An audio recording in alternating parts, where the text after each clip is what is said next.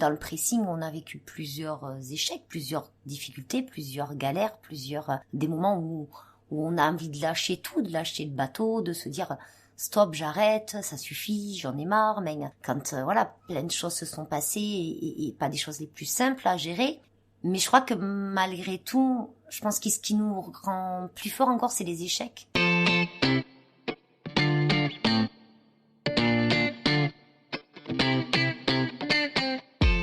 Coucou, je suis Alexandra de Chenille et Papillon, un podcast pour toutes les célibataires heureuses ou qui souhaitent le devenir. Si tu es maman solo ou pas, si tu te sens seule, si tu n'es pas vraiment heureuse, si tu es souvent dans l'attente, eh bien j'ai envie de t'aider à changer tout ça, en te reboostant et en te donnant le sourire principalement. Mais pas que. Dans ce podcast, je te partage mon expérience, mes astuces, des exercices qui m'ont permis de mieux vivre mon célibat au quotidien. Tu retrouveras aussi des témoignages d'autres célibataires qui le vivent bien. Ils nous donneront également leurs secrets. Alors si tu souhaites réussir à apprivoiser cette solitude, parfois subie et souvent pesante, si tu veux devenir toi aussi une célibataire heureuse et épanouie, alors tu es au bon endroit. Mon premier conseil sera donc celui-ci. Je te propose de prendre quelques minutes pour prendre soin de toi en te posant confortablement pour écouter ce nouvel épisode. Bonne écoute! Bonjour Sandrine. Bonjour Alex. Merci d'avoir accepté mon invitation. Donc aujourd'hui, nous allons parler de l'entreprise que tu as créée il y a plus de 10 ans maintenant. Mais avant toute chose, nous allons faire un petit jeu de questions rapides. Es-tu prête? Je suis prête. Alors c'est parti. Quelle est ton expérience du célibat? Tu es novice, experte, en cours d'apprentissage. Ce mot ne fait pas du tout partie de ton dictionnaire interne. Autre question? Experte. Experte. Quelle est pour toi la relation parfaite, que cela soit amicale, sentimentale, familiale? En une phrase, s'il te plaît. Alors en une phrase, je pense que c'est la symbiose dans le ressenti et le respect. Ta musique préférée, alors que ce soit pour faire l'amour, un moment câlin ou simplement un moment à deux? Alors juste une chanson que j'aime, c'est Alléluia, pour mon bien-être personnel. As-tu un mentor dans la vie, une personne qui t'inspire? Personne qui m'inspire. Alors déjà ma maman, ça c'est sûr. Et après, non, après j'ai pas, non. Quelle est ta passion, ton activité préférée? Alors, mon activité préférée, mais moi j'en ai deux. Mes entreprises, travail, et la cuisine. Voilà, j'adore cuisiner. Ok, je te remercie pour toutes ces réponses. Passons maintenant à la suite. Donc, nous revenons donc à la création de ton entreprise, de ton parcours et comment tu en es venu justement donc à cette création. Donc, pour resituer un petit peu, donc nous nous sommes rencontrés lors d'un stage à la création d'entreprise en 2011. En suivant, donc tu as créé ta propre entreprise. Donc, c'était un pressing et une laverie automatique. Tu t'es lancée seule alors que tu avais 2 enfants de 4 et 11 ans à l'époque. Tu as osé passer le cap de la création d'entreprise alors donc que tu étais maman solo. Qu'est-ce qui t'a poussé à te lancer et quels ont été tes freins? Alors ce qui m'a poussé à me lancer, c'est que j'aime me donner des défis. J'adore les défis. Je suis quelqu'un qui a pas forcément confiance en soi mais qui coûte que coûte avance, quoi qu'il arrive. Mais je voulais revenir en région toulousaine. J'étais en région parisienne, je travaillais dans le BTP pendant 12 ans et il n'y avait pas de place en affectation sur Toulouse. Donc je me suis dit comment prendre plaisir, ne pas m'ennuyer au travail. La création, pour moi, c'était une évidence. C'est pourquoi un pressing? Parce que j'adore repasser. D'accord. Donc, c'était aussi simple que ça. C'est-à-dire que je ne fonctionne qu'avec mes passions et avec mon émotion. Donc, ce que j'aime, en fait, ça doit se ressentir, en fait, sur le reste. D'accord. Et tu as pas, à aucun moment, tu t'es dit, bon, mais il n'y a pas de possibilité, donc, d'être muté sur Toulouse. Et tu aurais pu peut-être chercher un emploi dans une société sur Toulouse? Oh oui, j'aurais pu. J'avais la possibilité puisque j'avais déjà quelqu'un qui était prêt à me recruter quand j'arrivais de Paris. Mais j'avais peur de m'ennuyer. D'accord. J'avais peur En fait, mon métier à la base, c'est la gestion, la comptabilité, et j'avais peur d'être tout le temps dans la même routine, avec les mêmes collègues, avec les mêmes choses à faire, et j'avais peur que ça soit ennuyeux. Alors qu'à l'époque, moi, quand je le faisais, je faisais un déplacement. C'est comme si on créait une entreprise et qu'on la fermait et qu'on en recréait une autre. En fait, il y avait ce mouvement, en fait, perpétuel qu'il n'y avait pas quand tu es dans une entreprise où tu fais tout le temps le même travail, le même poste, avec les mêmes collègues, et finalement, pas forcément d'ambition. D'accord, donc pour toi, c'était plus finalement un peu naturel d'aller dans la création d'entreprise, en fait. Voilà. De te mettre à ton compte. Et puis parce que je suis une grosse bosseuse.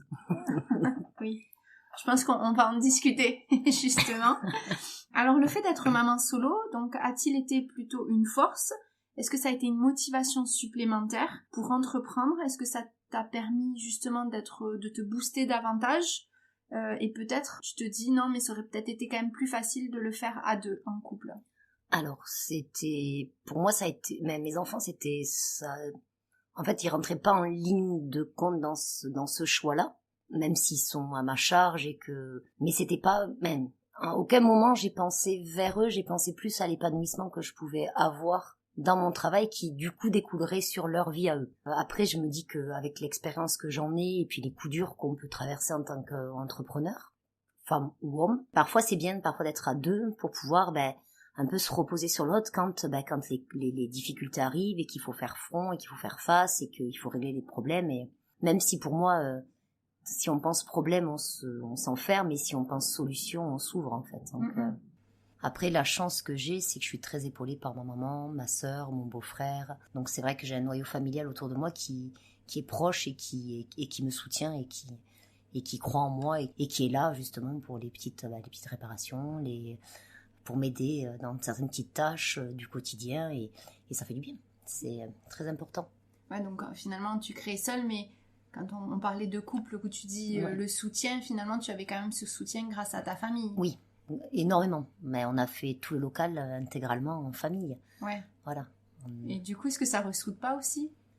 Alors ça crée parfois des conflits, mais après on est déjà une famille très, très unie par les actes, moins par les mots, mais très unis par les actes. Et je pense que oui, on a quand même cette force d'être ensemble et eux me soutiennent énormément. Ouais, et ça c'est du coup forcément agréable pour toi et très agréable. Et ça te booste peut-être aussi. Oui, d'autant plus. Au début, ça a été une faiblesse parce que j'avais leur doute à eux. Ah oui. Au début, ça a été une faiblesse. Parce qu'ils étaient tous dans le doute et dans la peur et dans la crainte. Et ils me renvoyaient leurs doutes, leurs peurs, leurs craintes. Et au fur et à mesure du temps, de ce que j'ai prouvé, c'est devenu une force en fait. Et c'est-à-dire justement tout à l'heure, je te posais la question des freins pour la création de ta société. Est-ce que tu pourrais dire que ça aurait pu être des freins? Oui, ça aurait pu.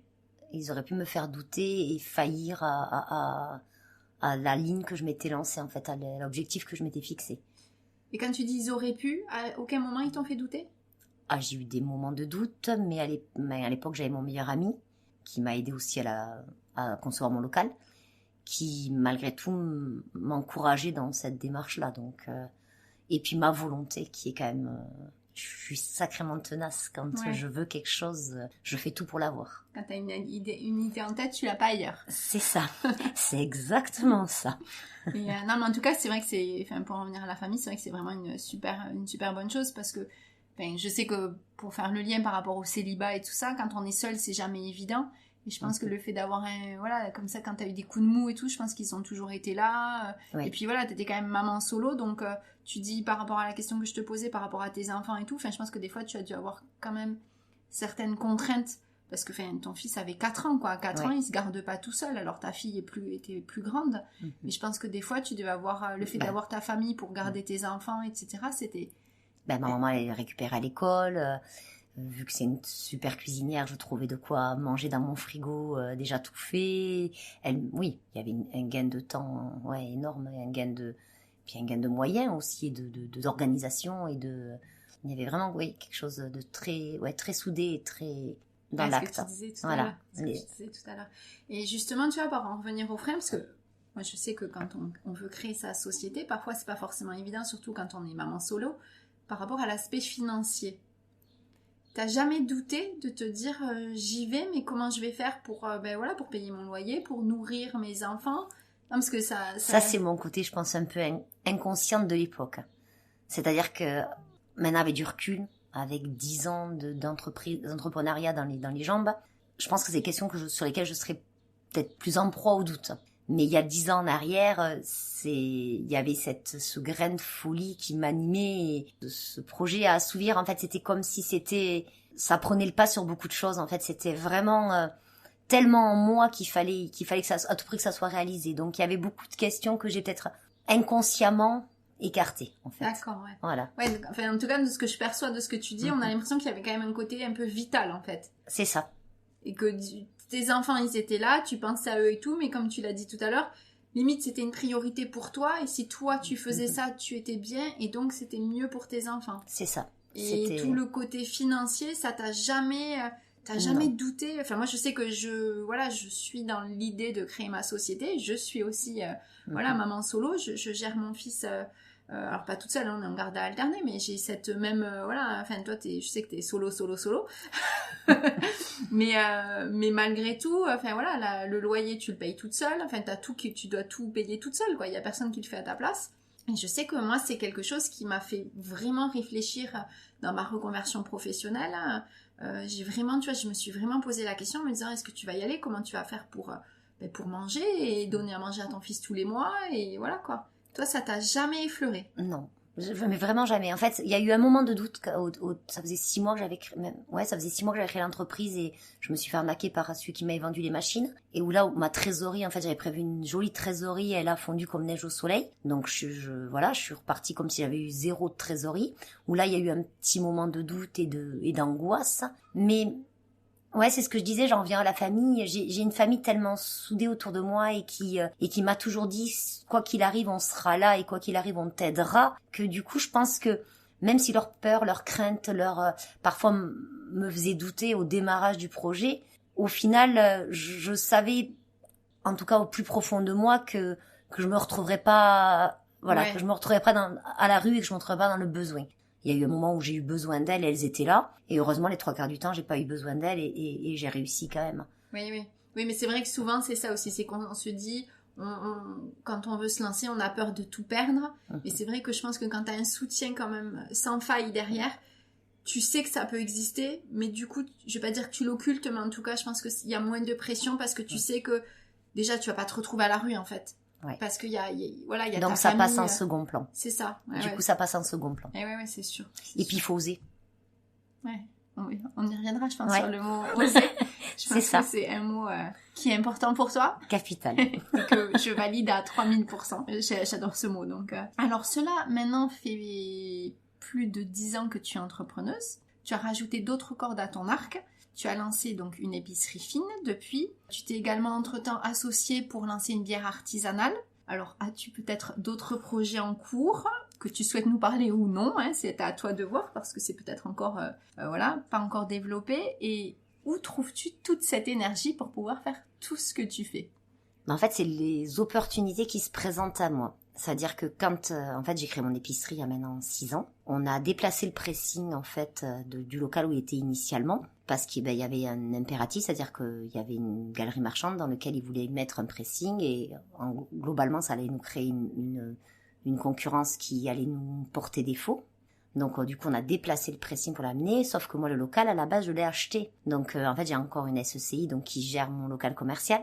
Et je me voyais pas y mettre un locataire à l'intérieur. Je me voyais pas avec tout le travail qu'on avait fourni à l'intérieur, avec tout le temps qu'on y avait passé, parce qu'on a tout fait du sol au plafond. Donc, du coup, j'ai créé l'épicerie. Après, pour la bière, en fait, ça a été un concours de circonstances, encore une fois de plus, c'est-à-dire qu'on a un biscuitier qui est à Ramonville, un biscuitier qui est corse, qui est de Loumia, et qui fait des biscuits, mais à tomber par terre, et son biscuit à la fève de tonka, en fait, il me donnait envie de faire quelque chose, en fait. C'était peut-être déjà presque écrit, en fait. Donc, du coup, on a fait une bière, et après, qu'on va refaire, puisqu'on a été victime de notre succès, sacrément victime de notre succès, et après, oui, il y a toujours des idées qui me viennent en tête. Après, maintenant, j'ai bientôt 50 ans, et j'avoue que je me freine un peu plus qu'il y a 10 ans en arrière. Mais oui, il y a des choses alors j'en parlerai pas pour le moment parce que c'est encore à l'état de projet, mais certainement qu'il y aura des choses encore qui se feront. Après, il y a quand même 3 structures à gérer. Avec des salariés. Avec des salariés sur l'épicerie et sur le pressing. Et oui, j'avoue que parfois c'est un peu rude, et puis parfois il manque un peu de vacances, parfois il manque un peu de repos, mais c'est tellement moteur et motivant et intéressant, et il y a tellement de choses à faire et à voir et à savoir et à connaître et à développer que finalement pour moi c'est pas du travail. Ouais. Et comment tu gères justement, parce que finalement par rapport à tes enfants, tu parles de vacances, que tu prends pas beaucoup de vacances, du coup comment tu arrives à passer et profiter un petit peu de tes enfants avec tout ça? Alors maintenant, j'arrive à prendre les dimanches de repos, voilà, avec mes enfants. Oui, avec l'entretien de la maison et puis tout ce qu'on fait, tous au quotidien. Je pense qu'ils sont à mes côtés depuis le départ. D'ailleurs, les 2 entreprises sont un clin d'œil à chacun de mes enfants, puisque dans chaque entreprise, une lettre est définie par le prénom de mes enfants, en fait, que ce soit pour le pressing ou pour l'épicerie. Et non, je pense qu'ils ont... Alors, il faudrait leur poser la question à eux, mais moi, je sais qu'en tout cas, si je suis pas épanouie dans mon travail, je peux pas être épanouie dans ma vie de famille. Puis en plus, j'ai mon habitation qui se trouve à côté de mes locaux commerciaux, donc ça aide énormément pour la gestion du quotidien aussi. Ouais. Voilà. Ouais, mais encore plus ces derniers temps où là, tu es vraiment à 30 secondes de ton épicerie. C'est exactement ça. Je crois que j'exagère, mais peut-être 2 secondes et demie. Ouais, non, j'exagère, mais tu as très proche. Tu as 2 minutes à pied. C'est ça. Donc ça, c'est sûr que ça aide. Si ton fils ou ta fille veut venir, ils peuvent te faire un coucou. Je crois que ta fille t'a aidé aussi, même ton fils. Alors ma fille vient m'aider, mon fils beaucoup moins. Enfin, il te tient compagnie. À l'âge de l'adolescence, il réclame plus un paquet de chips que... Et puis ton fils te tient compagnie plus que autre chose. Ma fille vient souvent m'aider le soir quand elle rentre de la fac et me proposer si j'ai besoin d'un petit coup de main. Et d'ailleurs c'est elle qui a participé, c'est ce que j'ai oublié de dire tout à l'heure, qui est important aussi. C'est elle qui a participé aussi à la bière. En fait, c'est elle qui a fait le dessin, qui a fait le logo de notre bière, qui l'a dessiné. Et pendant la dégustation, c'est elle qui a dessiné sur les cartons de bière les scénettes. Et du coup, voilà, elle a participé aussi. Donc maintenant c'était un projet un petit peu déjà familial parce que avec le soutien de tes sœurs et ta mère, enfin ta sœur et ta mère. Et là maintenant ta fille s'y greffe aussi et là pour le coup elle devient vraiment partie prenante. Et justement tu parlais de bière, pourquoi ça s'est orienté vers la bière et pas autre chose? Alors je crois savoir que tu as un très grand rayon, si on peut dire, linéaire de bière dans ton épicerie fine. Pourquoi la bière? Alors moi je suis d'origine, ma maman est lorraine. J'ai ma famille qui vient d'Allemagne, donc j'ai quand même été élevée plus ou moins à la choucroute, au vin blanc et à la bière. Donc pour moi la bière c'est quand même quelque chose qui est ancré chez moi depuis des années. Et j'ai un rayon bière qui fait il y a quand même 254 références différentes dans la boutique, qui est une toute petite boutique. Combien fait de surface en plus 60 mètres carrés, pas plus. Ouais, voilà, donc ça fait quand même un beau linéaire. Ouais. Ça fait un beau linéaire de bière et c'est vraiment, moi c'est ce qui m'inspire et ce qui me passionne et ce qui et la bière c'était vraiment quelque chose je trouve que c'est en plus un moment de partage, de convivialité, qui se partage. Et le partage c'est quand même capital dans ce que je fais. Ouais, j'entends. Tout ça te prend beaucoup d'énergie. Et aujourd'hui, donc avec ce recul, est-ce que tu le referais? Ou au contraire, est-ce que tu ne referais pas du tout ça? Et si tu devais demain arrêter, est-ce que tu serais prête à redevenir salariée? Je crois que ça te fait sourire. Alors surtout ce qui est la partie même purement financière et administrative, c'est clair que ça peut certainement écœurer par moment. Parce faut savoir que même si on est une toute petite entreprise, on a le même nombre de papiers qu'une grosse entreprise en étant seul à gérer l'intégralité. Donc on est à la fois secrétaire, puis comptable, puis gestionnaire, et puis voilà, c'est quand même une grosse charge. Et puis au niveau des taxes, des impôts, on est quand même sacrément taxé. Donc ça, c'est une partie qui, quelque part, et même sujet brûlant, la retraite. Moi, faut savoir que ma retraite, malgré que j'ai toujours travaillé toute ma vie, j'aurai ma retraite à 67 ans. À taux plein, à 877 € par mois, puisque quand on est indépendant, faut savoir que si on se paye pas suffisamment, on cotise 4 trimestres, mais que 3 comptent. Donc ça, c'est quand même à prendre en considération pour l'avenir. Mais personnellement, vu que j'ai acheté mon local commercial, j'assure mon avenir de cette façon-là, en fait.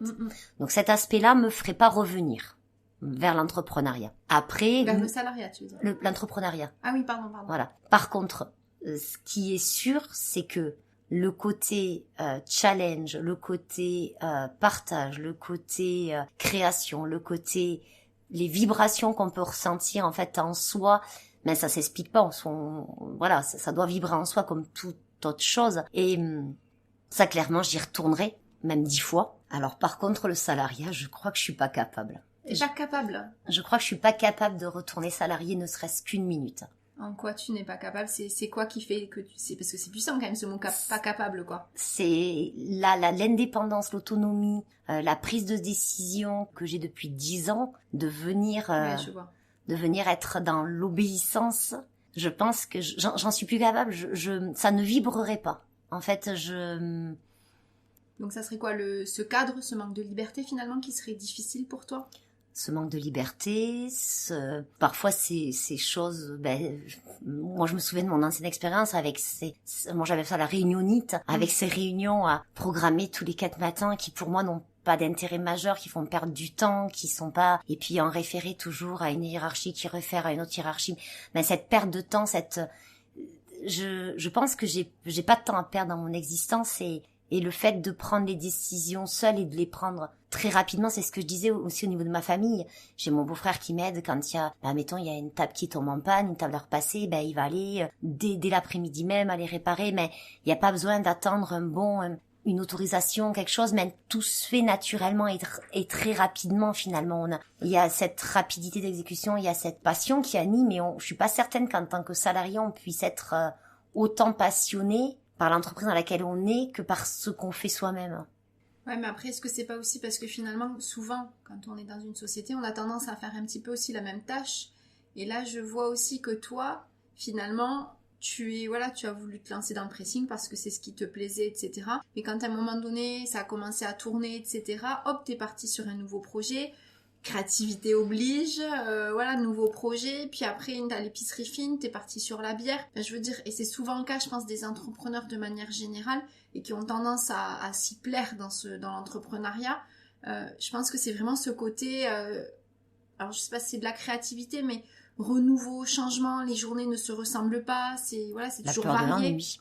La peur de l'ennui. Peut-être, ouais. Certainement. C'est pour ça que mon métier d'avant me plaisait, puisque on travaillait sur des chantiers dans la France entière et on se déplaçait, donc il y avait toujours un renouveau. Et peut-être que dans une entreprise, il n'y a peut-être pas ce renouveau, peut-être qu'il y a des entreprises où c'est qu'il y a du renouveau. Bien sûr, oui.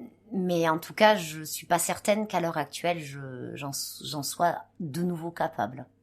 Ouais, et sûrement tu serais pas épanouie tout simplement. Je serais certainement pas du tout épanouie. Ouais, c'est possible. Ouais, je pense que ça serait aussi ça. Je pense que l'entreprise en plus aujourd'hui, alors même si je pense que les choses tendent à changer, mais on a quand même toujours ce cadre, des procédures à respecter. Après, je pense que c'est comme tout, c'est important. Mais tu vois, on parlait tout à l'heure même, on parlait de tes enfants. Là, si à un moment donné, t'es obligé d'être dans ton épicerie et tout, mais si ta maman doit venir te dépanner, que tu dois t'occuper de tes enfants, c'est possible. Tu peux aussi quand même plus ou moins. Alors après, ça reste un commerce, hein, c'est pas comme quand on est à son propre compte dans le service. Mais j'imagine que tu as quand même une certaine liberté peut-être par rapport à ça ou pas du tout.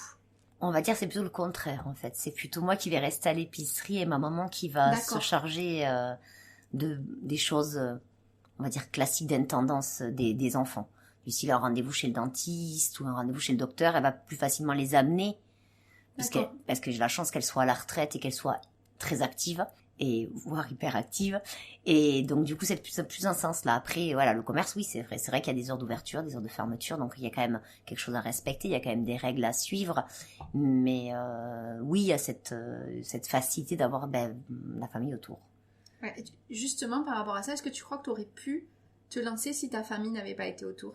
Je pense, oui. D'accord. Je pense aussi. Tu l'aurais fait finalement différemment? Je l'aurais fait différemment, je l'aurais fait mais je l'aurais fait puisque j'ai vécu pendant des années, pendant 18 ans loin d'eux et à me gérer toute seule sur des chantiers aux 4 coins de la France. Donc non, je pense que j'en aurais été capable. Après, c'est un plus.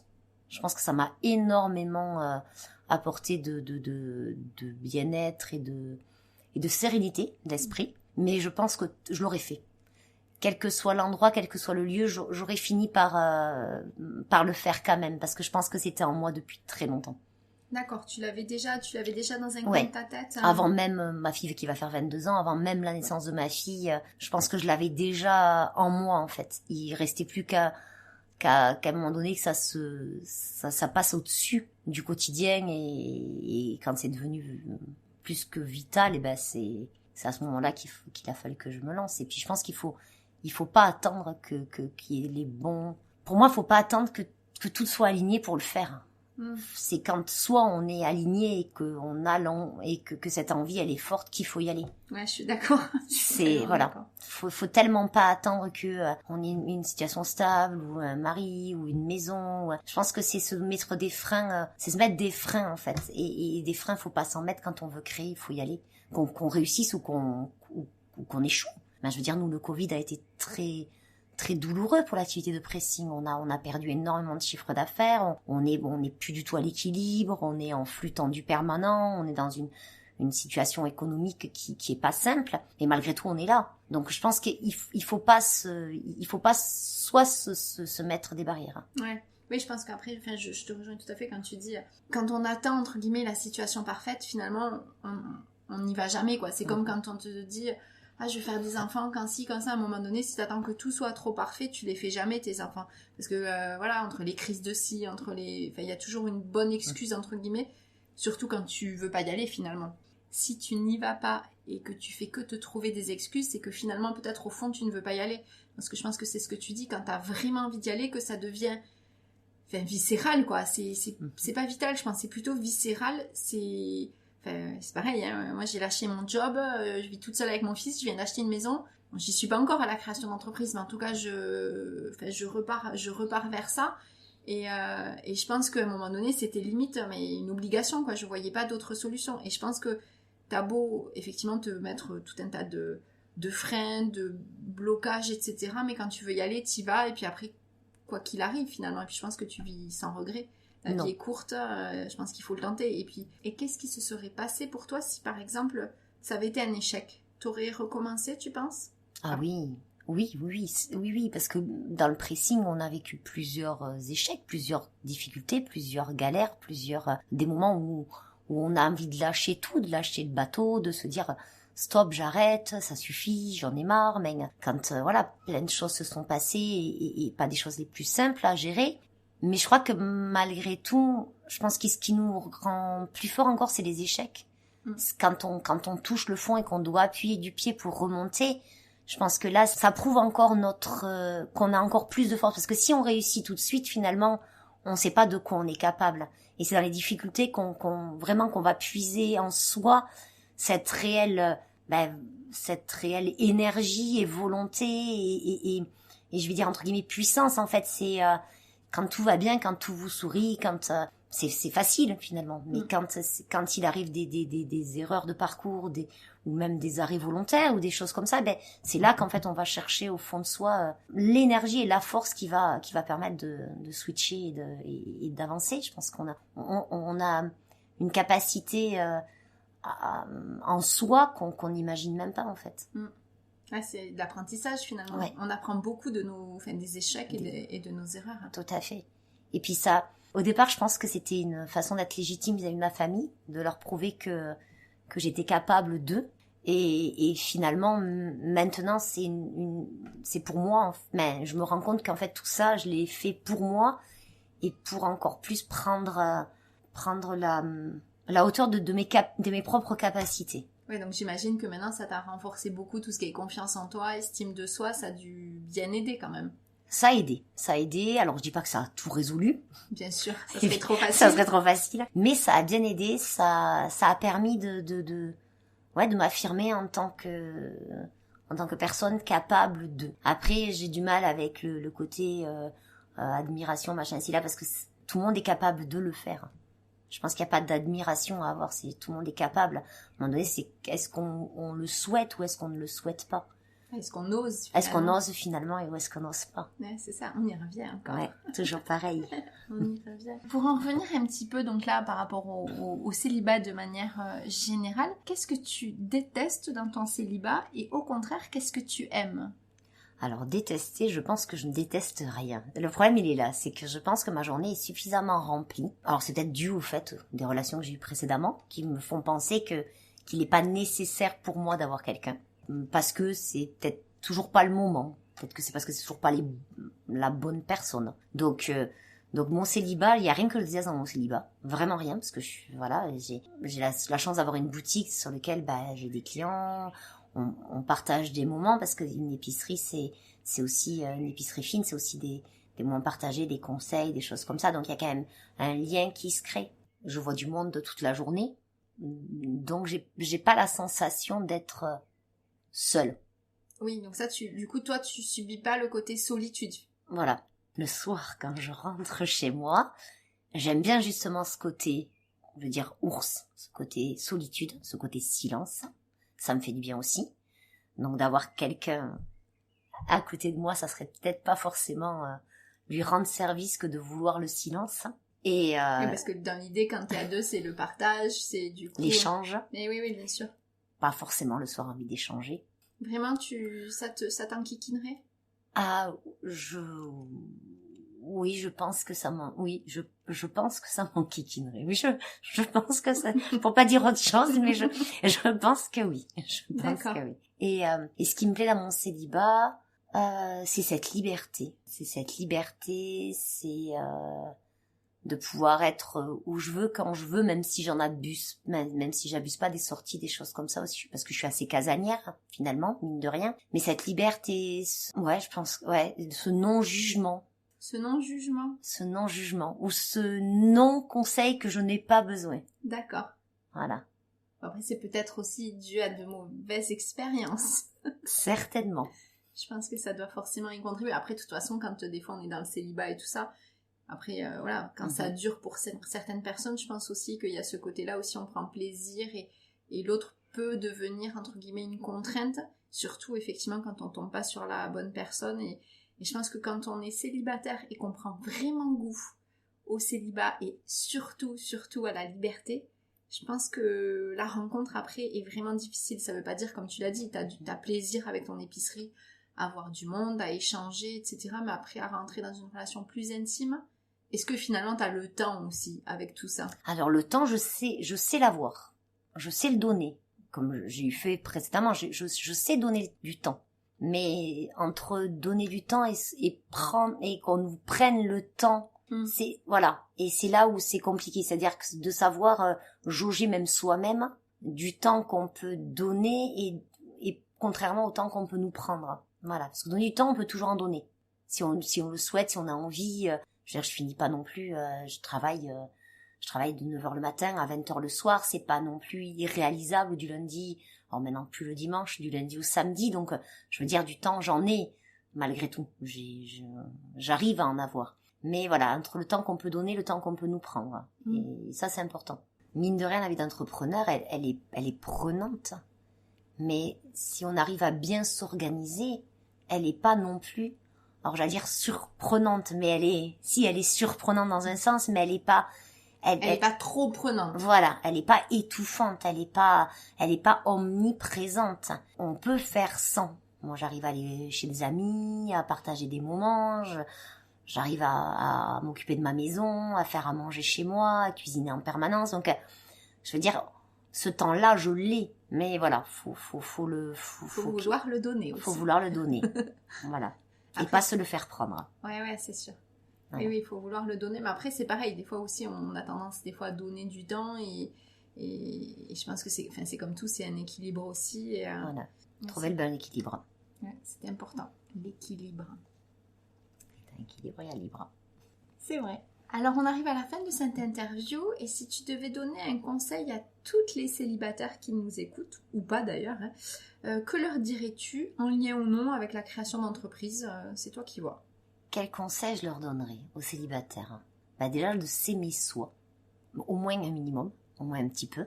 Même si on n'a pas confiance en soi, il faut avancer coûte que coûte. En fait, faut pas trop s'écouter non plus. Faut apprendre à s'entendre, mais pas trop s'écouter. Pas être focalisé sur ce qu'on n'aime pas chez soi ou ce que les autres nous ont dit au préalable ou des reproches qui vous ont été faits. Faut pas faire focus là-dessus parce que sinon on n'avance pas.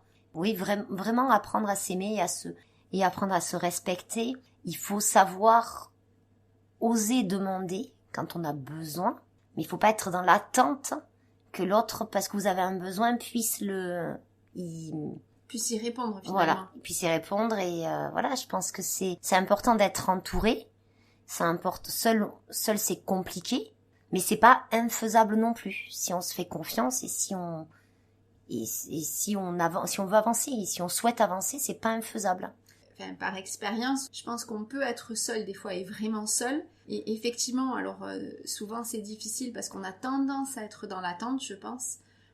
Mais à un moment donné, quand on arrive à lâcher cette attente et qu'on se rend compte qu'on est capable seul de faire les choses, comme tu le disais tout à l'heure par rapport à la confiance en soi, à l'estime de soi, enfin franchement ça aide beaucoup parce qu'on se rend compte qu'on est capable de faire beaucoup de choses seul. Et d'un autre côté, comme tu le disais aussi pareil, ça n'empêche pas que Parfois, il faut aussi mettre le stop et se dire, bon là, je suis pas capable de, donc je demande de l'aide et je fais appel à quelqu'un, mes proches, peu importe. Et essayer de peut-être pas rester tout le temps seul. Tout à fait. Ouais, c'est très très important. Et c'est d'autant plus important de s'entourer de personnes qui ont la même vision, la même pensée, les mêmes envies et la même façon de penser les choses que vous, pas penser dans le sens la même idée, mais la même pensée sur les valeurs que vous voulez avoir avec une personne. Donc le célibataire, souvent c'est bien quand on n'a pas en face de soi la personne qui correspond à ces attentes-là. Ne pas se jeter dans une relation juste pour se jeter dans une relation. Aller chercher, aller fouiller, aller chercher les valeurs qui vous rassemblent, qui vont être similaires, que de se jeter dans une relation parce qu'on veut pas être seul. Et ouais, mais des fois, hélas, on se contente de certaines relations. Le temps qu'en tout cas on l'intègre, hein. Souvent on en a bien conscience, mais souvent on a tendance comme tu dis, à se jeter dans des relations parce qu'on veut pas être seul. Et c'est pas forcément évident d'arriver à lâcher justement. Mais je suis tout à fait d'accord, je pense que c'est tellement important de se dire quelles sont mes valeurs. Et j'y vais pas, mais non, là, j'y vais pas parce que ça respecte pas mes valeurs, donc je me respecte finalement. C'est ça, c'est tout à fait ça. Et c'est pour ça que moi, à l'heure actuelle, je suis seule parce que j'ai pas trouvé la personne qui soit en phase avec les valeurs que je souhaite mettre dans une relation. Alors amicalement, oui, je suis bien entourée et amoureusement, pour l'instant, c'est pas le cas, mais ça le sera ou ça le sera pas. Mais en tout cas, c'est pas pour moi une priorité. Ça te permet d'avancer sur tous tes projets. Et d'autres. Et tenter d'autres. Et tenter plus. Et tenter plus. Et tenter plus. Donc, ça y est, on arrive à la fin. Juste une dernière chose. Est-ce que tu veux rajouter peut-être quelque chose, une information n'hésite pas, c'est le moment. Alors, moi, je voudrais juste dire une phrase qu'une de mes amies, qui s'appelle la fille de fer, m'a écrit. D'après ce que je lui disais souvent, c'est « je pense, je crois, je rêve et j'ose ». Et cette phrase est accrochée dans mon entrée. Et tous les jours, quand je quitte ma maison, je lis ma phrase, je prends une grande inspiration et je pars à l'aventure, une nouvelle aventure, parce que chaque journée est une nouvelle aventure. Eh bien, merci beaucoup. Très, très beau mot de la fin. Un super mantra à retenir, je pense. Vraiment, merci d'avoir partagé donc un petit moment de toi, un petit bout de ton parcours. De toute façon, on mettra dans la description l'ensemble des liens de tes entreprises, parce qu'on les a pas forcément nommés. Mais on en parlera. Je crois que tu es aussi un petit peu sur les réseaux. C'est pas forcément toi qui gères, mais tu es un petit peu sur les réseaux, donc on partagera tout ça. Encore merci beaucoup, Sandrine. Et puis à très vite pour une prochaine interview peut-être. Merci Alex, au plaisir. Merci d'avoir pris le temps d'écouter jusqu'au bout l'épisode. J'espère que cela t'a plu, t'a aidé et peut-être même reboosté. Si c'est le cas, alors n'hésite pas à soutenir le podcast en t'abonnant pour ne rater aucun épisode et en mettant 5 étoiles car cela va me rebooster à mon tour pour continuer et te proposer d'autres épisodes. Et si tu penses que cela peut aider d'autres personnes, eh bien n'hésite pas à le partager autour de toi. Tu peux me retrouver également sur les réseaux sociaux, Insta, Facebook. Si tu le souhaites, tu peux t'abonner à la newsletter également pour recevoir régulièrement des infos, des astuces pour mieux gérer ton célibat au quotidien et continuer ta quête du bonheur et devenir une célibataire heureuse et épanouie. Tous les liens et infos sont dans la description. Je te dis à très vite pour un nouvel épisode. À bientôt!